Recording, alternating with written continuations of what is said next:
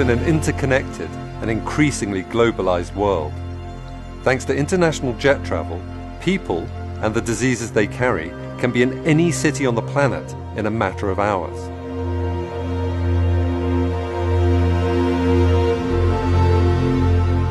And once the virus touches down, sometimes all it takes is one sneeze to spread the infection throughout the community.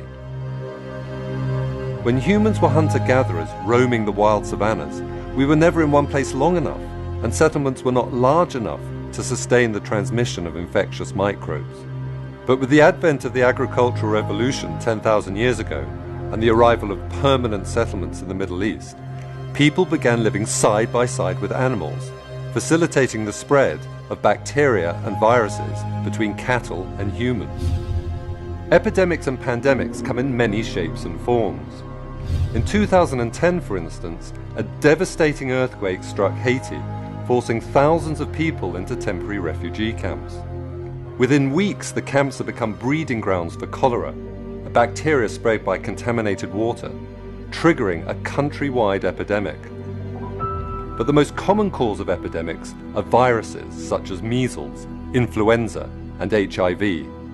And when they go global, we call them pandemics. Pandemics have occurred throughout human history. Some have left scars on the tissue and bone of their victims, while evidence for others comes from preserved DNA. For instance, scientists have recovered DNA from the bacteria that transmits tuberculosis from the remains of ancient Egyptian mummies. And in 2011, scientists investigating a plague pit in the City of London were able to reconstruct the genome of Yersinia pestis, the bacterium responsible for the Black Death of the 14th century. It is thought the plague originated in China in around 1340, spreading west along the Silk Road, the caravan route running from Mongolia to the Crimea. In 1347, the plague reached the Mediterranean, and by 1400 it had killed in excess of 34 million Europeans, earning it the title, the Great Mortality. It was later historians who called it the Black Death. However, by far the greatest pandemic killer is influenza. Flu is constantly circulating between the southern and northern hemispheres.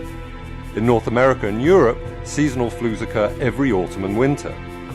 As the majority of children and adults will have been exposed to the virus in previous seasons, these illnesses are usually mild.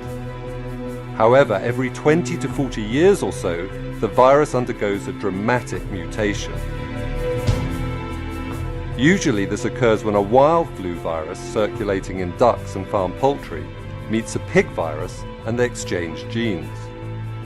This process is known as antigenic shift and has occurred throughout human history. The first recorded pandemic occurred in 1580. The 18th and 19th centuries saw at least 6 further pandemics. In terms of mortality, none can compare with the Great Flu pandemic of 1918. The first indication of the pandemic came in the spring, when American troops in northern France began complaining of chills, headaches, and fever. Then, the following September, at a US Army barracks near Boston, soldiers started collapsing on parade, prompting their removal to the camp infirmary. As a surgeon there recalled, 2 hours after admission, they have the mahogany spots over the cheekbones, and a few hours later you can begin to see the cyanosis extending from their ears and spreading all over the face. It is only a matter of a few hours then until death comes, and it is simply a struggle for air until they suffocate. On the SS Leviathan, a huge American transport en route to Bordeaux, sick men hemorrhaged blood from their noses, turning the decks between their bunks slick with bodily fluids. Meanwhile, British soldiers returning from northern France on furlough introduced the flu to Dover and other Channel ports, from where the virus was carried by rail to London.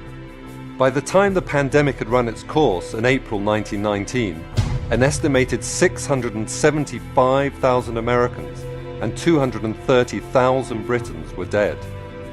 In India alone, some 10 million were killed. And worldwide, the death toll was an astonishing 50 million. But that was then. Today, planes can transport viruses to any country on the globe in a fraction of the time it took in 1918. In February 2003, for instance, a Chinese doctor arrived at the Metropole Hotel in Hong Kong feeling unwell. Unknown to him, he was harboring a new animal origin virus called SARS, short for Severe Acute Respiratory Syndrome.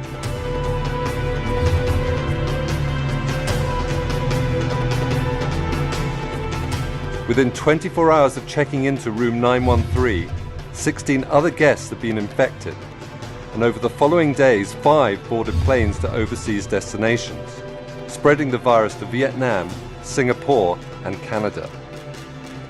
Flights between Hong Kong, Toronto, and other international cities were quickly grounded, and thanks to other emergency measures, a pandemic was averted.